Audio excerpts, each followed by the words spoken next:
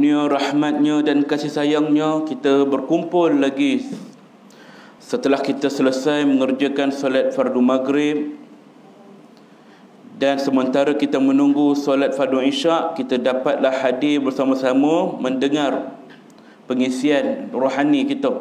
Mudah-mudahan apa yang disampaikan ini menjadi ibrah pengajaran pada kita semua dalam meningkatkan ketaatan kita kepada Allah Subhanahu wa ta'ala. Dan Nabi SAW pernah menyebut, barang siapa yang menunggu di antara dua waktu solat, maka baginya seolah-olah dia mendirikan ibadah solat sepanjang dia menunggu waktu tersebut, selagi mana dia duduk di tempat solatnya tu.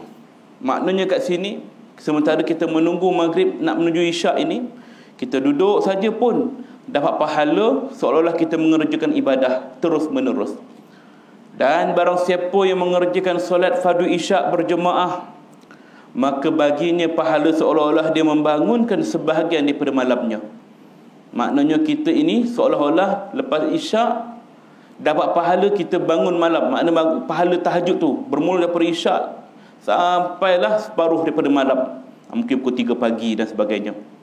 Dan barang siapa yang hadir solat subuh berjemaah, maka baginya seolah-olah mendirikan solat malam pada seluruh malamnya.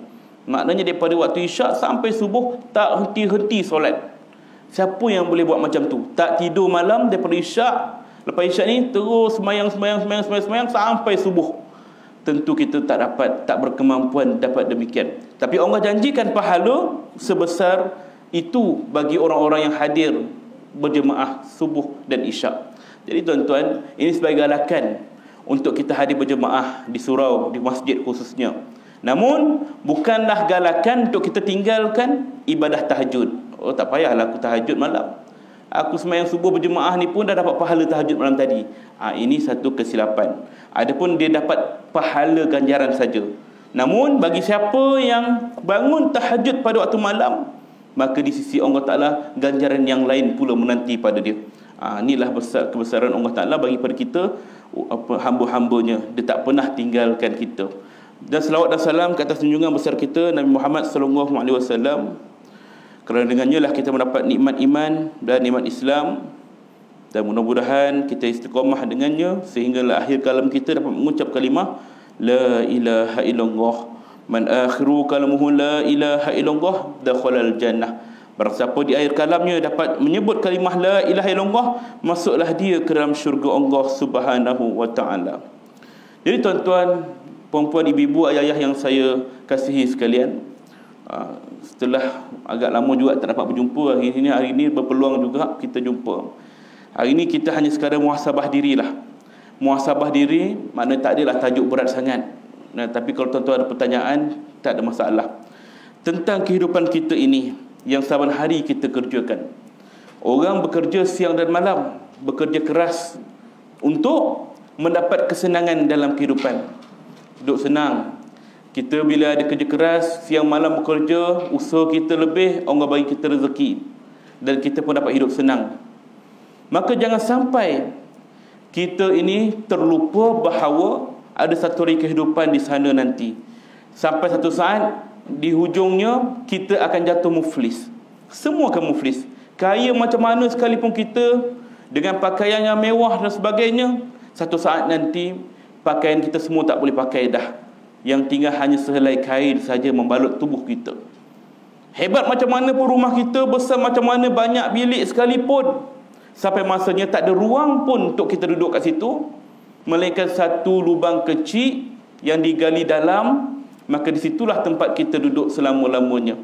Maka kita perlu ingat ketika itu baru kita sedar bahawa sebenarnya dalam kita bertukus lumus mencari kehidupan ini di dunia ini, mencari kesenangan hidup di dunia ini, jangan sampai kita terlupa sepatutnya kita juga perlu bertungkus lumus mencari kesenangan untuk hidup di akhirat nanti, tuan-tuan ya.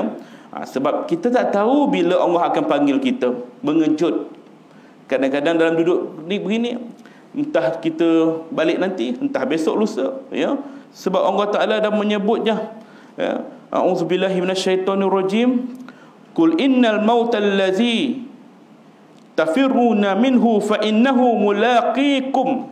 Katakanlah wahai Muhammad, sebenarnya maut yang kamu larikan diri daripadanya itu tetap akan datang pada kamu juga nanti. Kematian yang kita rasa macam jauh lagi, satu hari nanti akan sampai pada kita juga. Kita tengok hari-hari kawan-kawan kita meninggal, saudara mara kita meninggal. Satu hari nanti kita akan tiba saat itu. Summa turaddu ila alimil ghaibi wasyahadah, dan kemudian kamu akan dikembalikan kepada Allah yang tahu segala yang gaib, yang tersembunyi, dan yang tahu segala yang nyata, yang jelas kamu buat. Fayunabbi'ukum bima kuntum ta'malun. Lalu dia beritahu kepada kamu apa yang telah kamu lakukan serta membalasnya. Maknanya ketika itu barulah kita tersedar tentang kehidupan yang telah kita lalui ini sebenarnya hanyalah satu kehidupan yang singkat, dan ketika itulah baru kita sedar selama ini banyak masa yang kita sia-siakan. Tuan-tuan ya, hari ini saya nak bincang tajuk lamanya kita di padang mahsyar, hari kiamat, tuan-tuan ya. Pada hari itu seluruh makhluk berdiri dengan mata menatap ke atas. Mata kita, tuan-tuan, bukan makhluk lain, kita. Hati mereka hancur sehancur-hancurnya. Mereka tidak kuasa berbicara, nak bercakap orang sebelah-sebelah pun tak mampu. Tak mampu memikirkan lagi nasib mereka. Macam manalah aku ni, lapar ke dahaga ke, dia tak dipikir dah. Mereka berdiri selama 300 tahun tanpa sesuap makan dan seteguk minuman. Macam mana nak hidup tanpa sesuap makan atau seteguk minuman? Kita hari ini tak dapat makan sehari pun dah menggigil. Tapi ke akhirat di padang mahsyar 300 tahun dibiarkan. Ada riwayat lain menyebut 500 tahun. Tahun tu bukan tahun di dunia ini, tahun akhirat. Bahkan satu hari akhirat bersamaan dengan 1000 tahun dunia. Bayangkan betapa banyaknya masa kita kat dalam tu, dekat padang mahsyar. Tak ada pula angin sejuk yang berhembus. Kalau kita tengah panas kat padang perhimpunan ke, kita berjalan ke tengah panas, kadang-kadang datang angin sapu kita, sejuk je kita, sedap je angin tu rasa. Tapi di sana tidak ada angin sejuk yang berhembus, kering kontak. Ketika mentafsirkan firman Allah, iaitu hari ketika manusia berdiri menghadap Tuhan semesta alam, Ka'ab dan Qatadah mengatakan maksudnya mereka akan berdiri selama 300 tahun. Abdullah bin Amr berkata, setelah membaca ayat tadi, Rasulullah SAW bersabda, bagaimana keadaan ketika Allah mengumpulkan kalian seperti anak-anak panah yang dikumpulkan ke dalam tempatnya selama 50,000 tahun dan dia tidak perhatikan kalian. Hadis At-Tabrani. Nabi menyebut pula 50,000 tahun dalam riwayat At-Tabrani. Allah Ta'ala tempatkan kita kat satu padang tempat kosong ni selama 50,000 tahun. Seumpama kalau kita ni ada main panah, ada busur kita tu, kita kumpulkan anak panah kita tu, letak dalam bekas tu, kumpul sekali. Begitu dibiarkan selama 50,000 tahun. Itulah ibaratnya kita ni dibiarkan di padang mahsyar tanpa Allah pedulikan kita, tak perhatikan kita langsung. Nantaklah kau nak buat apa pun, Allah tak peduli waktu tu ya. Ketika itulah manusia akan berdiri di atas kaki mereka sendiri. Kata Al-Hasan Al-Basri, bagaimana tentangmu satu hari ketika manusia berdiri di atas kaki mereka selama 50,000 tahun tanpa sesuap makanan atau seteguk pun minuman. Bahkan saat tenggorok mereka telah terputus kerana menanggung dahaga dan perut mereka terbakar kerana menanggung kelaparan yang dahsyat, mereka malah dibawa ke neraka dan diberi minum pula air yang sangat mendidih. Waktu tu tuan-tuan, dalam keadaan haus, dalam keadaan lapar, manusia dah tak tahu nak apa. Waktu tu buntu. Bahkan dalam sebuah hadis pun menyebut Nabi-Nabi pun buntu. Tak pernah tengok para anbiya, para rasul ketika itu kecut muka mereka, pucat. Tak berani dah nak pandang ke atas, takut dengan keadaan itu. Tuan-tuan, yang kita cerita ni bukan cerita klasik, bukan cerita dongengan ya, tapi cerita yang akan datang, dan benda itu sangat hampir dengan kita sekarang ni. Saat itu ketika orang tak ada lagi harapan, muncul setitik kesedaran.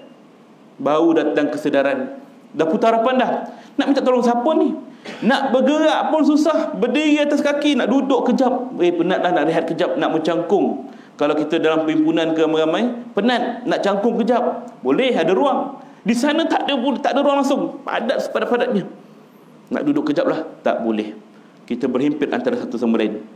Sebahagian mereka berbicara kepada yang lain, lalu berusaha orang yang mulia di mata Allah, memohon agar orang mulia itu boleh memintakan pertolongan bagi mereka. Siapa orang mulia? Para alim ulama.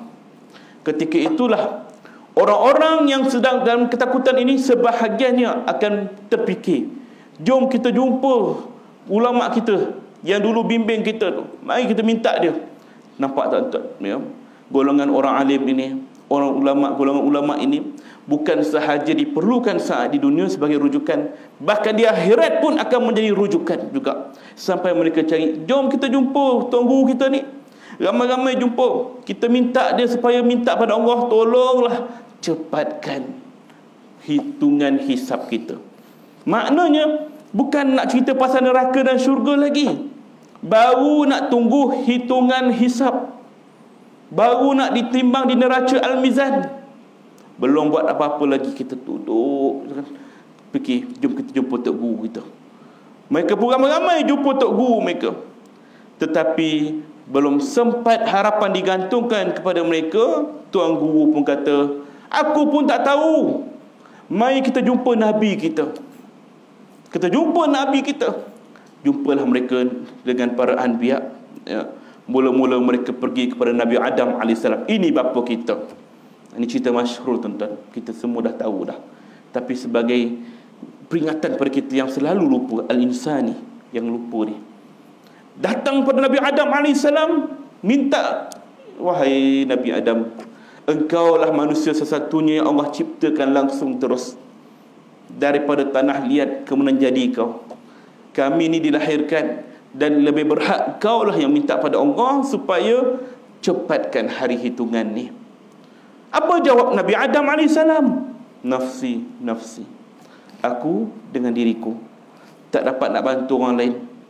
Pergilah kau kepada Nabi yang lain. Mereka berjumpa dengan Nabi Ulul Azmi, Nabi Musa, Nabi Ibrahim.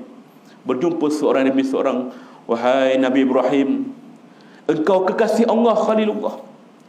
Allah tak akan sia-siakan kau, bahkan di dunia dahulu pun kau tak dibakar dengan api. Tolong minta pada Allah supaya kesian ke kita ni, cepatkanlah hitungan ni, kami tak tahan dah. Aku tak boleh, nafsi, nafsi, aku dengan diriku sendiri, aku pun ada salah aku. Berjumpa pula dengan Nabi Musa AS. Wahai Nabi Musa, engkau satu orang yang boleh bercakap direct dengan Allah. Nabi yang mana boleh bercakap direct dengan Allah. Yang lain melalui perutusan, tapi dia melalui apa yang diminta, Allah terus jawab dia. Tolong kami sekarang ni, dalam keadaan dahsyat ni, kami tak ada tempat lain lagi melainkan kepada engkau saja ketika itu. Aku tak boleh, nafsi, nafsi. Berjumpa pada Nabi Isa AS. Sehingga Nabi Isa AS pun berkata, pergilah kalian berjumpa dengan Muhammad SAW, Nabi kita tuan-tuan. Berjumpalah kita. Setiap orang ketika itu tidak mempedulikan antara satu sama lain. Bahkan para Nabi pun berkata, tinggalkan aku, nafsi, nafsi, aku dengan diri aku sendiri, biarkan aku sendiri. Aku dah sibuk dengan urusan aku lagi, apatah lagi nak fikir masalah korang ni. Tak nak dah. Dan masing-masing berkata, hari ini adalah hari kemurkaan Allah. Hari kemurkaan Allah, bahkan kemurkaan Allah ini tidak pernah dilihat sebelumnya, bahkan sesudahnya pun tak akan nampak lagi dah. Inilah hari yang paling Allah murka. Allah tak pandang langsung setiap makhluknya. Ini kemurkaan Allah, kami takut. Sehinggalah mereka berjumpa dengan Nabi SAW. Lalu berjumpa Nabi SAW, ya Rasulullah, engkau kekasih Allah. Ya Rasulullah, tolong kami, ya Allah, kami tak tahan. Tolonglah minta pada Allah supaya segerakan hari hitungan ini. Lalu apa jawab Nabi SAW? Ummati, ummati, umatku, umatku. Tuan-tuan, Nabi-Nabi lain sebut nafsi, nafsi. Nabi SAW sebut ummati, ummati. Maknanya Nabi SAW ini sentiasa fikir kepada umatnya sehingga akhir di akhirat pun dipikir umatku bagaimana, umatku bagaimana. Ya Allah tuan-tuan, kasihnya Nabi SAW. Lalu sehinggalah Allah Ta'ala berfirman, a'udzubillahi minasyaitonirrajim, yauma idzin la tanafa'u syafa'ah illa man azina lahu rahman wa radiya lahu qawla. pada hari itu tak guna lagi syafaat. Tak ada pertolongan lain dah. Suami isteri tak kenal satu sama lain. Ibu dan juga anak pun tak ambil tahu dah satu sama lain. Tak guna lagi kecuali syafaat orang yang telah diberi izin oleh Allah yang Maha Pengasih dan dia redha dengan perkataannya. Siapa?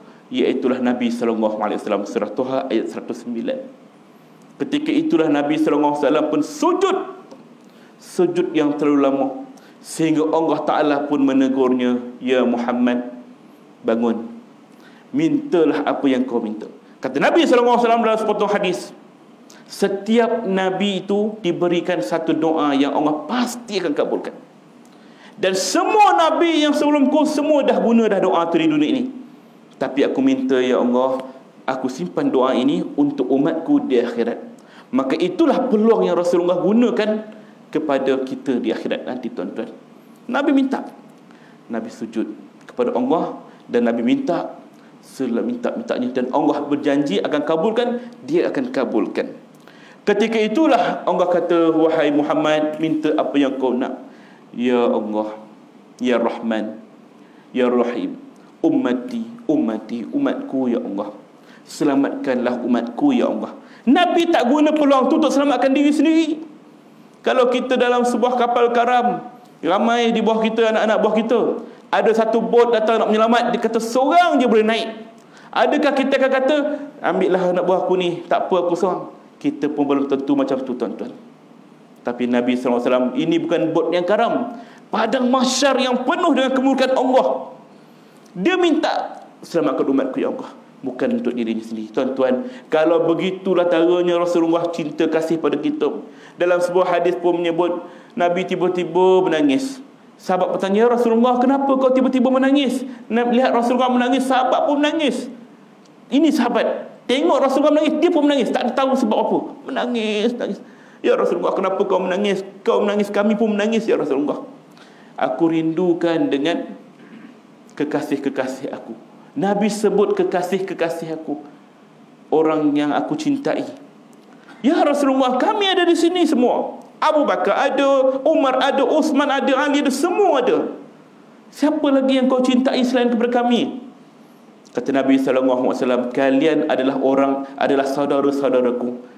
Tentu aku mencintai kalian, tapi aku mencintai satu kekasih-kasih aku, yang mana aku tak pernah berjumpa mereka, dan mereka pun tak pernah berjumpa aku, tapi rindu mereka kepada aku sama macam aku rindukan pada mereka. Masya Allah, sebelum kita lahir, Nabi pun dah rindukan kita. Sampai Rasulullah wafat dan akhirat pun Nabi ingat kat kita. Ini kan pula kita, tuan-tuan, yang jarang kita berselawat kepadanya, ikuti sunah-sunahnya. Allahu Akbar. Lalu ketika itulah Nabi sebut orang-orangnya ialah kita yang tak pernah berjumpa, orang yang sentiasa rindu Nabi, syafaat, yang minta syafaat pada Nabi. Waktu Nabi SAW sebut juga, datanglah ziarah aku di Madinah. Barang siapa yang hadir ketika aku hidup menziarah aku di Madinah, maka layak wajib syafaat untuknya di akhirat. Barang siapa yang datang hadir ziarahku setelah aku wafat, maka wajib juga syafaat untuknya di akhirat. Waktu kita pun bila ada umrah ke haji, jangan lepaskan kesempatan. Memang tak akan lepaslah kesempatan tu. Ziarah ke makam Nabi SAW. Ada peluang, datang kan, minta. Tapi janganlah kita ni macam mana etika orang-orang yang terlalu berlebihan, meminta-minta pada Rasulullah, seolah-olah kita ni melakukan syirik pada Allah Ta'ala. Jangan sampai begitu. Kita hanya berselawat kepada Nabi SAW, kita hanya menyampaikan salam kepadanya, kita menghadiahkan Al-Fatihah kepada Rasulullah SAW, maka cukup sekarang itu.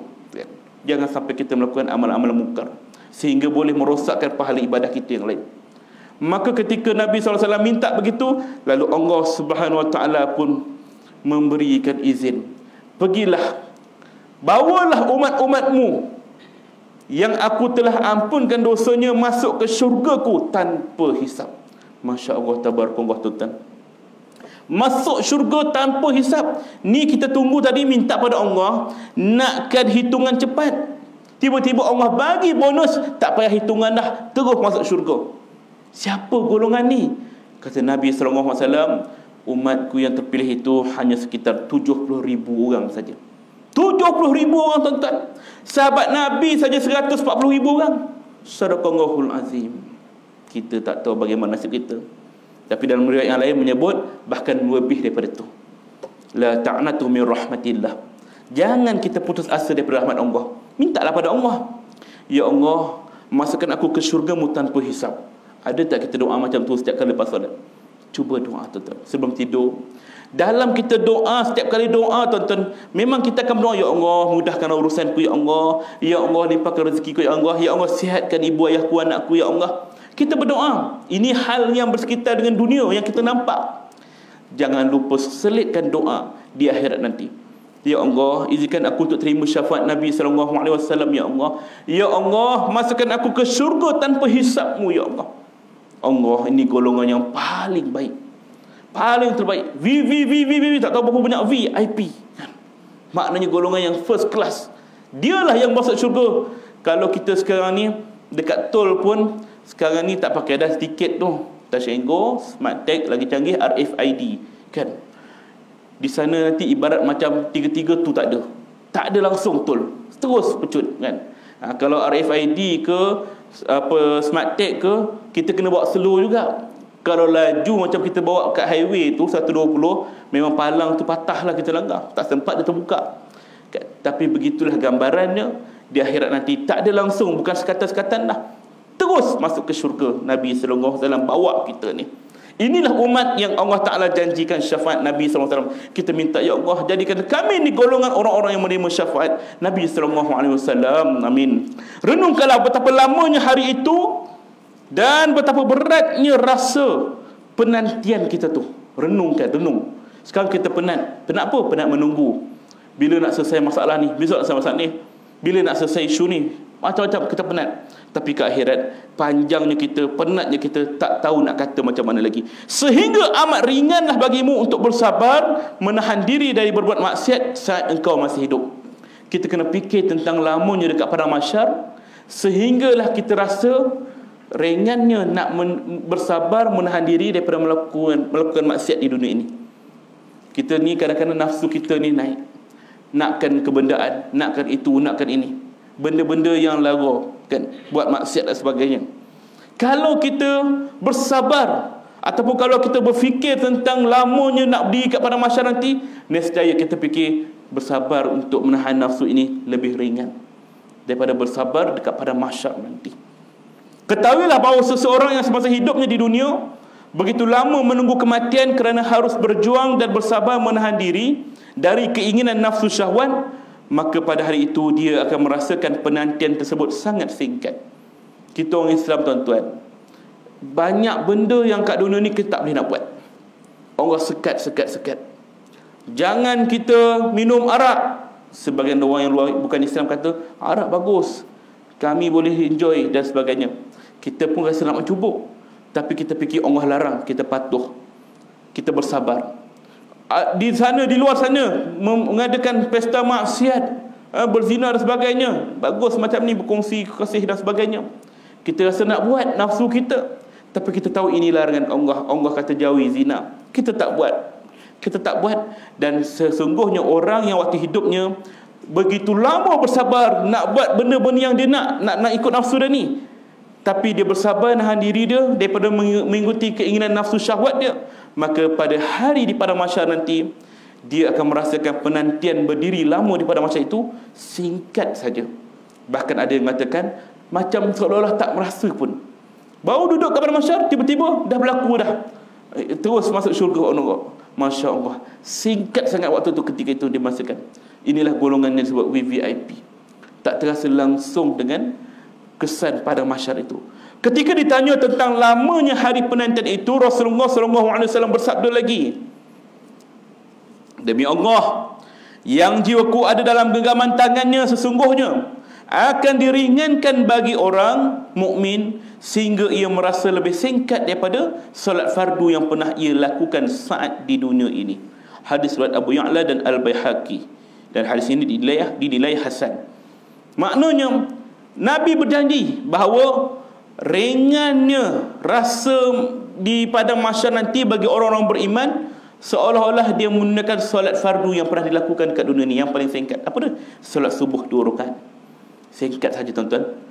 Kita boleh buat express 3 minit, 5 minit kalau semayang sendiri kan. tak payah baca doa, tak payah baca surah lepas Al-Fatihah, kita buat yang wajib saja. Maka solat yang paling kita rasa paling singkat kita buat, maka itulah rasanya lama yang ditunggu di padang mahsyar nanti bagi orang yang beriman. Masya Allah, tabarakallah tuan-tuan ya. Oleh kerana itu, berusahalah keras. Macam saya katakan di awal tadi, macam mana kita berusaha keras untuk kehidupan senang kat dunia ini, berusaha keras macam mana kita nak kehidupan senang di dunia, begitu juga di akhirat nanti. Macam mana? Ikut pada kita. Kita nak kerja keras, aku nak dapatkan rumah ni, aku suka rumah ni, harga dan demikian. Bekerja keras, kumpul duit dan sebagainya, janji dapat. Demikian juga kalau kita impikan kesenangan yang senang, betul-betul senang ke akhirat nanti, tanpa ada hitungan hisab dan sebagainya, berusaha keras, aku nak dapat yang tu. Macam mana malam ni katakan ada 70,000 orang ataupun lebih, maka kita bercita-cita dalam hati, aku nak jadi orang macam tu.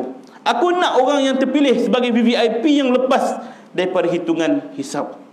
Masya Allah, tabarakallah. Layak ke aku ni? Jangan putus asa dari rahmat Allah. La ta'natu min rahmatillah. Allah sentiasa dengar dengan doa kita. Terus berdoa dan beramal soleh. Oleh itu, berusahalah keras agar engkau termasuk di antara orang-orang yang beriman tersebut. Ya Allah, gunakanlah kami yang mendengar ini, yang berbicara ini, Ya Allah. Golongan-golongan yang layak mendapat keistimewaan ini tanpa perlu menanggung hisabanmu di akhirat nanti. Selama nafas dan umur masih ada, engkau masih boleh berusaha. Kita ada peluang ni, tuan-tuan. Masih diberi peluang, ruang dan peluang. Selagi tak sampai dua keadaan. Pertama, nyawa sampai di gorgorah, dah semput, dah nak meninggal. Ketika itu baru nak bertaubat, nak kembali bertaat pada Allah Ta'ala. Jangan haram. Waktu tu dah terlambat dah. Mana boleh ke nak kembali kepada Allah? Jangan, dah terlambat. Tak ada dah waktu itu kita nak, Ya Allah, bagi aku masa kejap, 2 second je, 2 second ke 2 minit ke, takkan dapat. Walikulli ummatin ajal, fa iza jaa ajaluhum la yastakhiruna sa'ah wa la yasta'dimun. Setiap umat ada tempoh yang telah Allah tetapkan. Ada tempoh ajal yang Allah telah tetapkan sejak awal kita cipta, dah tetap dah bila dia mati. Semua dah ada dah. Maka bila sampai tempohnya tiba, la yastakhiruna sa'ah, tak dapat mereka cepat dulukan ataupun di kemudian tangguhkan walau sesaat. Tak dapat ditangguhkan walau sesaat. Sekejap aku nak bertaubat, sesaat je, astaghfirullahalazim, aku ambil nyawa. Tidak dapat. Wala yasta'dimun, dan tak dapat pula mereka cepatkan. Nak mati cepatlah. Kalau bukan waktu kita, tetap takkan mati, tuan-tuan. Maka inilah yang kita perlu renungkan, bahawa kematian ini tak tahu bila, maka kita masih ada kesempatan selagi mana nyawa belum sampai di gorgorah. Keadaan yang kedua, bila? Ketika langit yang awalnya terbit daripada sebelah timur, tenggelam di sebelah barat, kembali terbit daripada sebelah barat, tenggelam sebelah timur. Maknanya ketika itu matahari terbit daripada tempat yang terbenam. Ketika itu kiamat. Maka tidak ada lagi peluang untuk kita. Persiapan ada di kedua tangan anda. Ni amalan kita.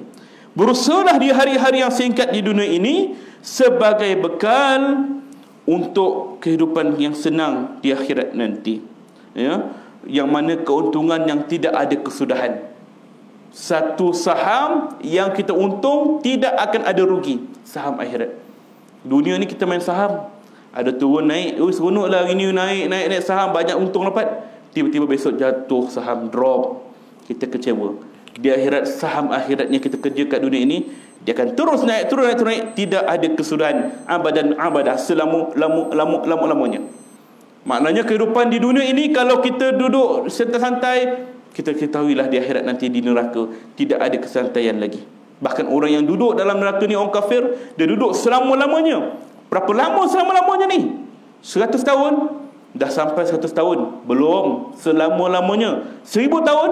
Belum. Selama-lamanya. 10,000 tahun? 1,000,000 tahun? Belum lagi. Kenapa belum? Tak ada kesudahannya. Masya Allah, tuan-tuan. Syurga, begitu juga syurga, tidak ada kesudahannya. Maknanya tidak ada lagi kesakitan, tidak lagi ada air mata, tidak ada lagi musibah, kekecewaan, patah hati, cemburu, iri hati. Semuanya tak ada. Kerana ahli syurga semuanya dalam keadaan sakinah, ketenangan. Dia dalam keadaan tenang saja. Dia tak ada lagi yang nafsu ada, keinginan ada, tapi tidaklah keinginan itu kepada hal-hal yang mungkar. Kemudian anggaplah usia hanya singkat saja. Begitu pula dengan usia dunia yang 7,000 tahun. Ada orang kata umur dunia ni 7,000 tahun je. Sedangkan Nabi di malam Mi'raj, Nabi melihat seorang perempuan tua yang bongkok 3. Perempuan tua bongkok 3 macam mana? Yang dah ni 90 darjah bawah lagi tunduknya tu. Kata Nabi, siapakah perempuan itu? Jibril AS jawab, itulah dunia. Bagi gambaran bahawa dunia ini seumpama perempuan tua bongkok 3 yang nak menunggu masa nak mati je. Itulah dunia. Bila Nabi lihat 1400 tahun sudah ketika Nabi di-Mi'rajkan. Masya Allah, tabarakallah tuan-tuan, kita dah sampai dah penghujung zaman. Tengoklah banyak fitnah yang berlaku di kita ni. Dengan fitnah COVID-19 nya, dengan huru-hara keadaannya, macam-macam fitnah di luar negara sana, peperangan lagi. Baru ni pula tiba-tiba dah mengisytiharkan Israel sebagai satu negara di luar negara. Masya Allah, ini ketakutan kita. Masa tu dah sampai dah. Dan inilah yang perlu kita berhati-hati, sebab kita tak tahu sama ada kita sampai kepada waktu itu dalam gelombang fitnah tu, yakni hari kiamat, ataupun kita sampai dulu, makna mati. Kita kena bersedia. Usiamu singkat saja, sebab kalau engkau tetap bersabar selama 7,000 tahun demi persiapkan diri agar selamat dari satu hari yang lamanya kira-kira 50,000 tahun, berarti engkau telah mendapatkan banyak untung dengan sedikit jerih payah. Kalaulah kita hidup 7,000 tahun pun kat dunia ni, 7,000 tahun bang, 7,000 tahun, bukan 70 tahun, 7,000 tahun hidup kat dunia ni. Kalau kita dapat hidup 7,000 tahun, saya tak dapat lah kan, 7,000 tahun. Kita berusaha payah beramal soleh, bersabar dan sebagainya, tapi untuk keuntungan yang lama di akhirat nanti, maka kita rasa 7,000 tahun ni pun rasa tak berbaloi. Apa yang kita buat ni dapat keuntungan yang cukup luar biasa. Allahu Akbar. Ini kan pula umat Nabi SAW hidup sekitar 60-70 tahun saja. Ni saja masa Allah bagi kita. Itu pun tak dapat nak beramal. Allahu Akbar. Itu pun malas lagi. Allahu Akbar. Kalaulah umat dahulu masih hidup, tentu dia akan mengeji kita. Kau ni hidup 60 tahun je, sabarlah sikit. Kami ni hidup lama, 600 tahun, 700 tahun, 1000 tahun. Kami ni diuji macam-macam. Kata orang lagi lama, lagi peluang kita nak buat maksiat tu besar. Tapi kita singkat je, 60-70 tahun, kata Nabi SAW. Maka kenapa kita rugikan masa ini?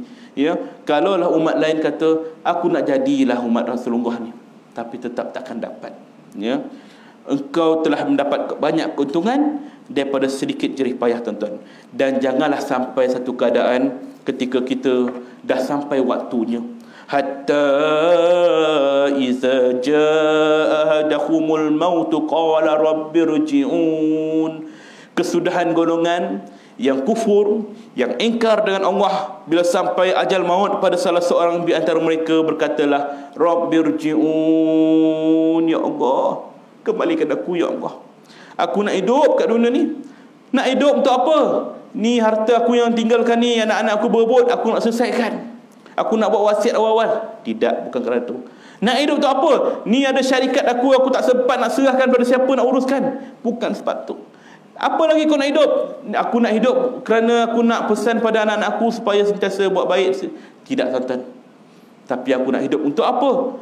Untuk la'alli a'malu salihan fima tarak. Ya Allah, aku nak kerjakan amal soleh dalam perkara yang dulu aku tinggalkan. Inilah ratapan ahli kubur. Dulu aku tinggalkan ni, aku nak bangun ni, nak semayang 2 rakaat dia, please, tolong bagi Allah, tolong minta. Lalu Allah herdik dia, kalla, sekali-kali tidak, kau jangan mimpilah, innaha kalimatun huwa qailuha, sesungguhnya perkataan yang kau cakap ini satu benda yang kau sia-sia, yang kau saja katakannya, benda yang tak ada guna lagi. Nak minta apa lagi? Tuan-tuan, ahli kubur, dia minta pada Allah untuk pinjam nafas kita yang sekarang kita hidup ni. Tolong ya Allah, tu manusia kat dunia tu tak nak guna nafas dia untuk berbakti padamu, untuk taat padamu ya Allah. Tolong bagi kami pinjam nafas dia kejap je. Allah tak bagi izin, tuan-tuan. Wa min waraihim barzahun ila yaumi yub'asun. Sedangkan di hadapan kau sekarang ni ada alam barzakh yang telah mengepung kau. Dinding barzakh telah duduk mengepung kau. Tinggallah tetap padanya sehinggalah ila yaumi yub'asun, sehingga hari engkau dibangkitkan semula, yakni hari kiamat. Suratul Mu'minun ayat 100. Tuan-tuan, inilah kedahsyatannya kalau kita sia-siakan kehidupan ini, tuan-tuan, ya. Dan perlu kita ingat, kita ni tuan-tuan ada peluang banyak dah untuk kembali pada Allah. Dan ramai orang ada peluang tu, kesempatan. Hablum minallah, hubungan kita dengan Allah. InsyaAllah, jahat macam mana sekalipun akan terdetik satu rasa keinsafan dalam diri, nak berubah. Mesti ada, insyaAllah, kalau kita orang beriman. Namun tuan-tuan, dalam masa yang sama, jangan sampai kita cuai dalam hablum minan nas, hubungan kita dengan manusia. Ini yang cukup perlu kita jaga. Taubat dengan Allah. Besok nak mati, kita dosa dengan Allah, Allah boleh terima. Ampun. Bahkan kalau orang tak sempat taubat pun, tak sempat taubat, mati dia dalam keadaan kufur, di akhirat Allah boleh ampunkan dosa dia macam tu saja. Aku boleh ampunkan dosa umatku walaupun mereka tak dapat taubat, tak sempat taubat. Macam mana? Dengan rahmat Allah. Atas sebab kebaikan-kebaikan yang kita buat, Allah nilai, maka Allah boleh bagi izin kita masuk syurga dengan rahmat Allah. Namun Allah tidak dapat membantu kita saat kita ada perhubungan masalah, kita ada gangguan kita, ataupun kita ada lagi perkara yang belum selesai dengan manusia-manusia di sekeliling kita. Kamu tak boleh ke mana-mana, walaupun kamu ni orang yang beramal soleh, walaupun kamu ni mati syahid sekalipun. Tunggu sehingga kamu selesai dengan orang yang pernah ada hutang, pernah ada masalah dengan kamu. Maka tuan-tuan, kalau kita ada salah silap dengan saudara mara kita, adik-beradik kita khususnya, ataupun dengan jiran tetangga kita, minta maaf. Turunkan ego kita. Walaupun aku ni yang benar, aku tak pernah buat kat dia pun. Nak selesaikan kehidupan kita kat sana nanti, kita jumpa, tak apalah, saya tak nak dah, umur saya pun dah lanjut, saya tak tahu bila Allah panggil kita, saya minta maaf sangat-sangat, dan kalau ada pun salah silap awak kat saya maafkan awak. Kita selesaikanlah.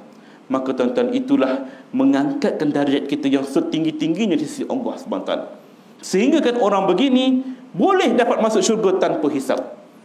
Golongan yang boleh masuk syurga tanpa hisab ini bukan sekadar beramal soleh, tapi perlu berbuat baik tanpa ada hutang, tanpa ada masalah dengan orang-orang lain, sehingga orang lain pun dah reda daripada dia. Dia ni dulu aku dah maafkan dia dah. Tuan-tuan, sebab itulah begitu pentingnya tuntutan ini, sehinggalah Nabi SAW mengajar pada kita untuk tuntut hutang. Siapa yang ada hutang, selesaikan pada warisnya. Selesaikan.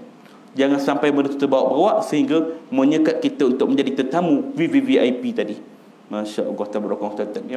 Jaga hubungan kita dengan manusia, sama macam jaga kita hubungan kita dengan Allah Subhanahu wa ta'ala. Jadi itulah perkongsian kita pada malam ini. Ada pertanyaan yang boleh disampaikan ataupun boleh kita kongsikan, ada berkaitan dengan tajuk ataupun di luar konteks, dipersilakan sebelum kita buat kesimpulannya. Ya, Tuan Haji.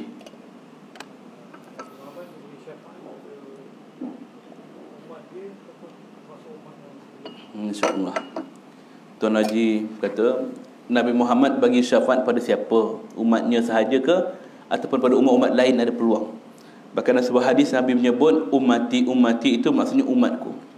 Umat Rasulullah ini, kata ulama', ialah sejak Rasulullah diutus menjadi Rasul sehinggalah kita ni.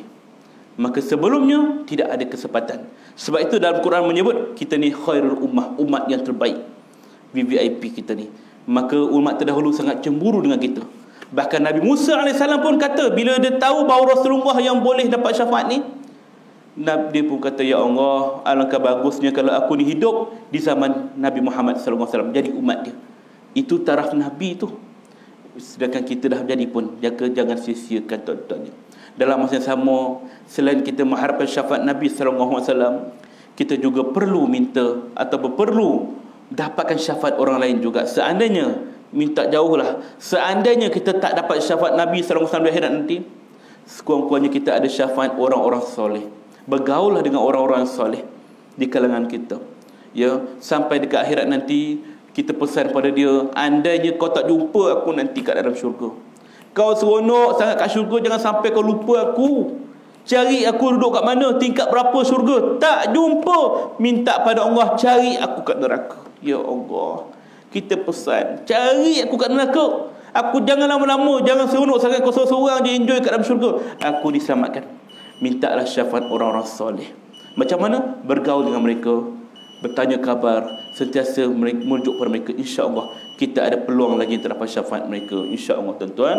Wallahu a'lam bishawab. Kita tangguh dahulu perbincangan kita pada malam ini. Mudah-mudahan segala yang baik itu dapat kita jadikan sebagai panduan, motivasi untuk kita, dan mudah-mudahan segala yang kurang itu dapat jadikan sebagai sandaran agar kita tidak menjadi sepertinya. Wallahu a'lam bishawab. Tangguh dengan tasbih kafarah dari surah Al-Asr. Subhanaka wa bihamdik asyhadu an la ilaha illa anta astaghfiruka wa atubu ilaik. Bismillahirrahmanirrahim. Wal 'asr innal insana lafii khusr lillazina amanu wa 'amilus solihati tawasaw bil haqq wa tawasaw bis sabr.